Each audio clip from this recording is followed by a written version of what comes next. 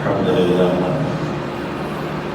لله الذي ليس كمثله شيء وهو السميع البصير المتعالى عن الشريك والشفيع والنذير. أما بعد أعوذ بالله من الشيطان الرجيم. بسم الله الرحمن الرحيم. وذكر فإن الذكرى تنفع المؤمنين. وقال الله جل وعلا: والعصر إن الإنسان لفي خسر إلا الذين آمنوا وعملوا الصالحات وتواصوا بالحق وتواصوا بالصبر. صدق الله العظيم. وقال عليه الصلاة والسلام: لا يؤمن أحدكم حتى أكون أحب إليه من والده وولده والناس أجمعين، أو كما قال عليه الصلاة والسلام. ہمارا ہر عمل ایسا ہو جس سے اللہ ہم سے راضی ہو جائے. ہم سے کوئی ایسا عمل نہ ہو جائے جس سے اللہ ناراض ہو جائے. اور انسان میں دیدہ و دانستہ گناہ ہو جاتا ہے تو اس پر توبہ اللہ رب العزت نے توبہ کا دروازہ کھولا ہوا. انسان لفظ انسان اسلام سے ملا ہے جس کے معنی بھول جاتے ہیں.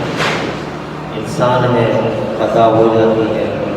اس طرح ایک روایت میں جناب صلی اللہ علیہ وسلم نے فرمایا: کل بنی آدم خطاؤ وخیر الخطائین التوابون. ہر بنی آدم یہ خطا کرنے والا ہے اور بہترین خطا کرنے والا توبہ کرنے والا ہے. کیونکہ اللہ رب العزت نے توبہ کا دروازہ کھولا ہوا ہے. ان اللہ یقبل توبۃ العبد ما لم یغرر.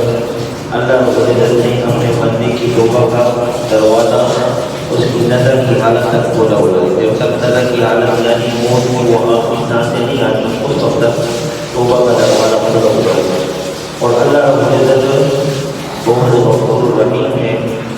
بندے کی ایک مرتبہ کہنے کا کہ اللہ مجھے معاف کر دے، اے اللہ مجھے معاف کر دے. اللہ رب العزت اس کے گناہوں کو اس کو معاف کر دے. اور پھر فرمایا کہ جب بندہ اپنا توبہ پر پکا رہے، جو گناہ کیے ہیں اس کو اللہ رب العزت خبر بھی دیتے ہیں اور جتنے گناہ کیے ہیں اس کے بدلے میں اتنی نیکی اللہ اس کو دیتی ہے. اور بندہ اپنا توبہ پر پکا رہے، اللہ رب العزت ہر اس چیز سے جس کے ذریعے اس نے گناہ کیا ہے، ہاتھ کے ذریعے گناہ کیا ہے، پاؤں کے ذریعے گناہ کیا ہے، آنکھوں کے ذریعے گناہ کیا ہے، کانوں کے ذریعے گناہ کیا ہے، جس جگہ پر گناہ کیا ہے اللہ رب العزت سب جگہ سے اس کے اس گناہ کو مٹا دیتے ہیں. اللہ رب العزت اپنے بندے کے ساتھ بڑی محبت کرتا ہے. اللہ اپنے بندے سے بڑی محبت کرتے ہیں. تو اللہ رب العزت کے ساتھ محبت کا ثمرہ کیا ہے کہ اللہ رب العزت کے ساتھ جب بندے کو محبت نصیب ہو جاتی ہے، من کان للہ کان اللہ لہ. جو اللہ کا ہو جاتا ہے پھر اللہ اس کا ہو جاتا ہے. جو اللہ کا ہو جاتا ہے اللہ اس کا ہو جاتا ہے. اسی لیے حضرت داؤد علیہ السلام نے ایک مرتبہ اللہ رب العزت سے درخواست کی کہ اے اللہ تو مجھے اپنا محبوب بنا لے، میں تیرا محبوب بننا چاہتا ہوں. تو کوئی ایسا عمل مجھے بتا دے جس کے ذریعے میں تیرا محبوب بن جاؤں گا. تو حضرت داؤد علیہ السلام کو اللہ رب العزت نے فرمایا کہ اے داؤد جو مجھ سے روٹے ہوئے ہیں ان کو مجھ سے ملا لے تو میرا محبوب بن جائے گا. جو اللہ سے اترے ہوئے ہیں، اللہ کو اترے ہوئے ہیں، ان کو اللہ سے ملا دے. بندہ اللہ کا محبوب بن جاتا ہے. جو نماز نہیں پڑھتا اس پر بیان ہے تو وہ نماز والا بن جاتا ہے. میرے اور آپ کے ذریعے کوئی ایک بندہ نماز بن گیا، اس کی قبول نماز کا ثواب ملے گا. وہ جو تلاوت نہیں کرتا اس کو تلاوت والا بنانا. جو اللہ کا ذکر نہیں کرتا ایسا دن گزر جاتے ہیں ایک مرتبہ بھی سبحان اللہ کہنے کی توفیق تھی. ایک مرتبہ پورا دن گزر جاتا ہے، ایک مرتبہ بھی اللہ کا نام لینے کی توفیق نہیں ملتی. اور پورا دن گزر جاتا ہے ایک مرتبہ بھی حضور اقدس صلی اللہ علیہ وسلم پر درود شریف پڑھنے کی توفیق نہیں ملتی. یہ تو اللہ کی طرف سے توفیق ہے، اللہ جس کو عطا فرمائے. پورا دن گزر جاتا ہے ایک مرتبہ بھی اس لیے ایک شاعر نے بڑا عجیب جملہ لکھا، حل صلیت اليوم علیہ، کہ آج کے دن تو نے اللہ کے محبوب پر درود پڑھا ہے؟ حل صلیت اليوم علیہ، کیا آج کے دن تو نے اللہ کے محبوب پر درود پڑھا؟ تیرا 14 دن گزر گیا کہ ایک مرتبہ بھی تو نے درود پڑھا ہے اللہ کے محبوب پر؟ تو یہ ہے کہ ان اعمال کے ذریعے، جو اعمال جتنے بھی ہے نا، ان اعمال کے ذریعے بندہ اللہ کے قریب ہوتا ہے، یہاں تک اللہ رب العزت اس کو مرتبہ احسان عطا فرما دیتے ہیں۔ اب مرتبہ احسان کیا ہے؟ کہ بندہ عبادت کرے، ان تعبد اللہ کأنک تراہ، یہ مرتبہ احسان ہے کہ اللہ کی ایسی عبادت کرنا جیسا کہ تو اللہ کو دیکھ رہا ہے، اللہ کی ایسی عبادت کرنا، ان تعبد اللہ کأنک تراہ فإن لم تکن تراہ فإنہ یراک۔ اور اگر یہ مرتبہ نصیب نہیں ہوا تو پھر اللہ رب العزت اس کو یہ مرتبہ عطا فرما دیتا ہے، اس کو یہ استحضار مل جاتا ہے کہ اللہ تو مجھے دیکھ رہا ہے، اللہ تو مجھے دیکھ رہا ہے۔ تو یہ ہے کہ مرتبہ احسان اللہ اس کو عطا فرما۔ تو ان اعمال کے ذریعے بندہ اللہ کے قریب ہوتا رہتا ہے، یہ اعمال اللہ کے قرب کا ذریعہ ہے،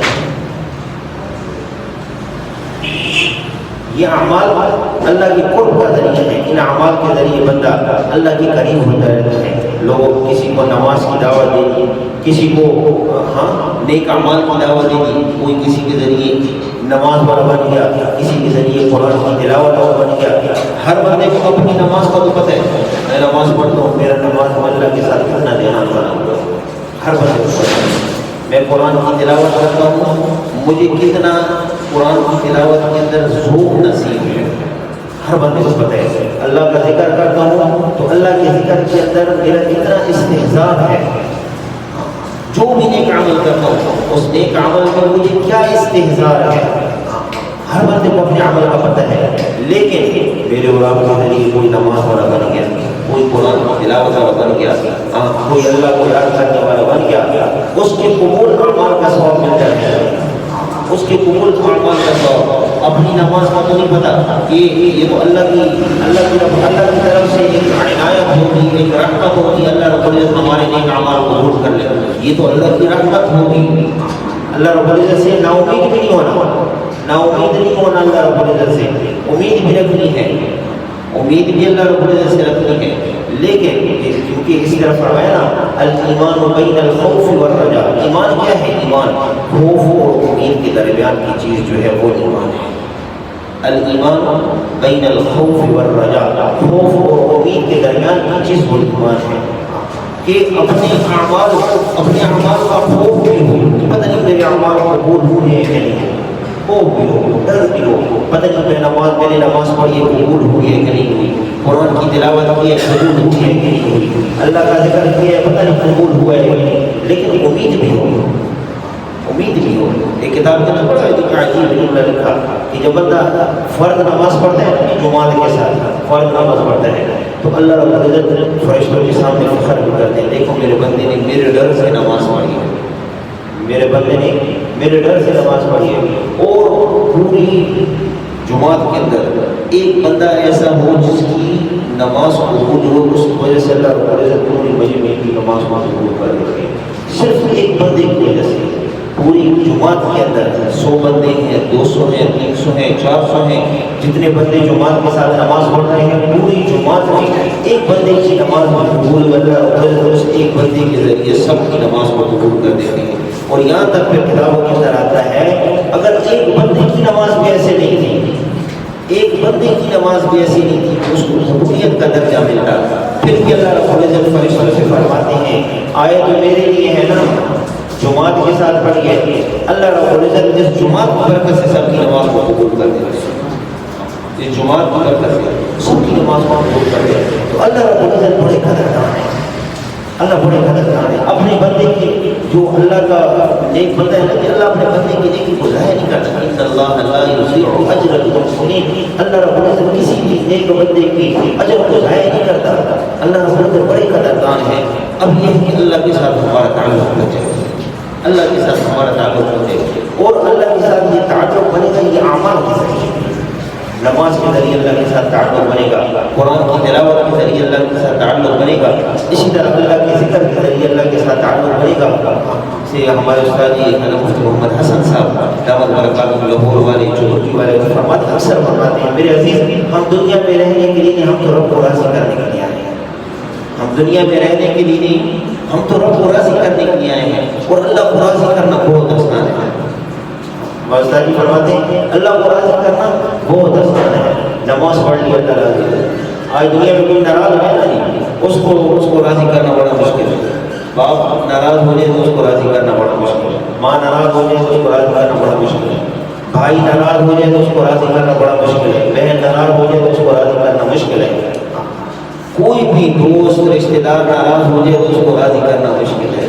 اللہ کو راضی کرنا بہت آسان ہے، اللہ کو راضی کرنا بہت آسان ہے۔ نماز پڑھ لی اللہ راضی ہے، نماز پڑھ لی اللہ راضی ہے، قرآن کی تلاوت کر لی اللہ راضی ہے، اللہ کا ذکر کر لی اللہ راضی ہے، کسی کے ساتھ اچھے طریقے سے بات کر لی، کسی کے ساتھ اچھے طریقے سے بات کر لی، اللہ راضی ہو جاتے ہیں۔ یہاں ہم اللہ کو راضی کریں گے، آخرت میں خوشیوں کی سمندر ہے۔ یہاں ہم اللہ کو راضی کر لیں، آخرت میں خوشیوں کی سمندر ہے۔ اللہ کی طرف سے استقبال ہے، استقبال، اللہ کی طرف سے انعامات ہیں، استقبال ہے۔ تو ہمارا ہر عمل اللہ کو راضی کرنے والا ہوتا ہے۔ میرے اعلیٰ عمل سے میرا اللہ مجھ سے راضی ہو جائے۔ یکم مئی کو انشاءاللہ تعالیٰ یہ مدرسہ قاضیان ہیرا بازار میں حج کے لیے جو اس سال جو لوگ حج کے لیے جائیں گے، اب میرے اور آپ کے ذریعے کسی کا حج قبول ہو جائے، لیکن لوگ لگائیں گے حج میں 12 لاکھ روپے خرچہ بھی ہو جائے، 13 لاکھ بھی، 14 لاکھ، 15 لاکھ لوگ جاتے ہیں حج کے لیے جاتے ہیں، یہاں سے سیکھ کر کے جاتے نا، وہاں پر جاتے ہیں ان سے غلطی ہوتی ہے۔ اب غلطیاں جب ہوتی ہیں نا تو اس سے ان کے اوپر دم آتا ہے، اس کو پتہ بھی نہیں ہوتا، حاجی کو پتہ ہی نہیں ہوتا کہ اس کے اوپر دم آئے، اس کو پتہ ہی نہیں ہے، اس کو پتہ ہی نہیں ہے وہ اس کے اوپر دم آئے گا۔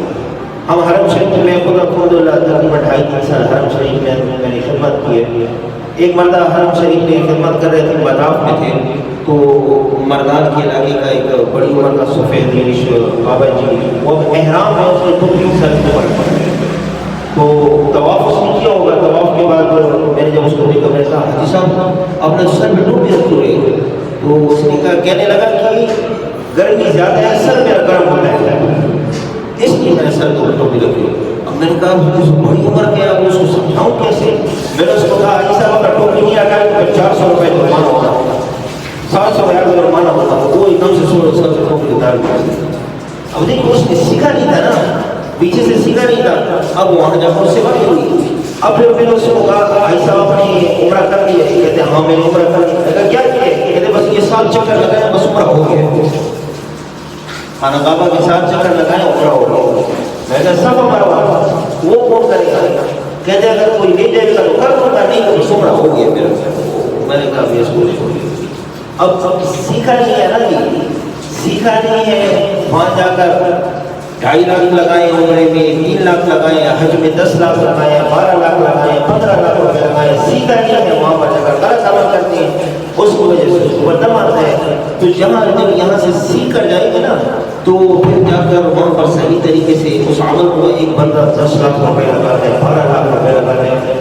اس کو بات ختم کریں۔ 2009 میں ہم حج کے لیے گئے تھے، پہلی مرتبہ جا یہ مولانا غفور صاحب کڑک والے ان کے ساتھ ہم گئے تھے، تو ان کی ترتیب یہ ہے کہ اکثر وہ 2 بندے کی 3 بندوں کی جوڑیاں بنا کر یہ صفا مروہ پر وہ کہتے ہیں کہ آپ وہاں پر دیکھو، بعض لوگ ایسے ہوتے ہیں نا عام کپڑوں میں وہ صفا مروہ کا صحیح کر رہے ہوتے ہیں۔ تو افغانستان کا ایک جوڑا تھا، یعنی میاں بیوی دونوں ساتھ میں آئے ہوئے تھے، حج کے لیے آئے ہوئے تھے، 2009 کی بات ہے۔ تو میں تھا میرے ساتھ ایک دوسرا دوست تھا، تو دیکھو صفا مروہ پر وہ صحیح کر رہے تھے عام کپڑوں پر۔ تو ہم نے ان کو روکا، ان سے کہا کہ آپ یعنی عمرہ کر لیے؟ ہم عمرہ کر لیے۔ یہ ہم نے ان سے کہا کہ یہ تو صفا مروہ جو ہے وہ طواف ہے، یہ یعنی وہ احرام میں ہوتے ہیں، تو آپ جو احرام میں نہیں ہو۔ اس نے کہا کہ ہم اتنا خرچہ کیے، یعنی اس وقت 2.5 لاکھ روپے خرچہ کیے، اتنا خرچہ کیا اور یہ صفا مروہ نہ کرے تو پھر فائدہ کیا ہے؟ اتنا خرچہ۔ اب وہ صفا مروہ عام کپڑوں میں تو نہیں ہوتی نا، وہ تو صرف عام کپڑوں میں یہ طواف کر لیا، طواف ہوگا تو پورا کا نفل پڑھ لیا آپ سب، یعنی یہ طواف ہو گیا۔ اب وہ ہر طواف کے بعد تو اس کی بیوی کہنے لگی اس نے تو مجھے تھکا دیا، صبح سے آئے شام تک ہو گیا، وہاں پر صفا مروہ پر یہ طواف کرتے ہیں، پھر طواف کے بعد ہمیں صفا مروہ پر لے آتے ہیں، صبح سے آئے شام تک ہو گیا، اس نے تو مجھے تھکا دیا۔ اب وہ سیکھ کر نہیں آئے تھے، تو یہ کہ میرے اور آپ کے ذریعے ایسے لوگ جو حج پر جا رہے ہیں، اتنا خرچہ کر رہے ہیں، 12 لاکھ 15 لاکھ 16 لاکھ روپے خرچہ کر رہے ہیں، اور وہ صحیح طریقے سے سیکھ کر نہ جائیں، اس کا نقصان ہوگا۔ تو میرے اور آپ کے ذریعے وہ صحیح طریقے سے سیکھ جائیں گے تو انشاءاللہ فائدہ ہوگا، اس کا ہمیں بھی اجر ملے گا، اس کو بھی اجر ملے گا۔ پھر یکم بھائی انشاءاللہ تعالیٰ یہ بدھ والے دن، آج جو ہے نا بدھ والے دن انشاءاللہ تعالیٰ تیرا بڑا میں جو قاضیان مدرسہ قاضیان ہیں، ظہر کی نماز سے لے کر عصر کی نماز تک تقریباً 2.5-3 گھنٹے 3.5 گھنٹے وہاں پر نشست ہوگی، یہ تربیت نشست حج کے لیے جو لوگ جا رہے ہیں اس سال ان کی تربیت نشست ہوگی۔ تو ہم خود بھی کوشش کریں وہاں پر جا کر شرکت کریں، ہو سکتا ہے کہ ہم وہاں پر جائیں، وہاں پر اپنے اعمال کے اندر شریک ہوں، وہ صرف شریک ہونے کی وجہ سے اللہ رب العزت ہمیں قبول کر لیں۔ حج کے لیے قبولیت تو اللہ کی طرف سے ہوتی ہے، وہاں پر ان اعمال کے اندر خود بھی شریک ہونا، اور جو ایسے لوگ ہیں جو ہمارے دوست ہیں رشتہ دار ہیں جو حج کے لیے اس سال جا رہے ہیں، تو ان سے بھی کہیں کہ یکم مئی کو ظہر کی نماز کے بعد مفتی عبدالرحیم صاحب کی اور مولانا عظیم صاحب کا مرکز والے اور کچھ اور بزرگ مفتی مجاہد صاحب کے شیخان والے، یہ وہاں پر تربیت نشست ہوگی، وہاں پر وہ یعنی بیانات ہوں گے، ترتیب سکھائیں گے حج کے لیے حج کس طریقے سے کرنا ہے کہ ہمارا ہر عمل وہ قبول ہو جائے۔ نیت کرتے ہیں انشاءاللہ جو ساتھی حج کے لیے جا رہے ہیں، خود جا رہے ہیں، وہ کو جو صحابہ جا رہے ہیں ان کو تیار کرنا ہے۔ یکم مئی کو صبح سے عصر تک مدرسہ قاضیان تیرا بازار میں وہاں پر تربیت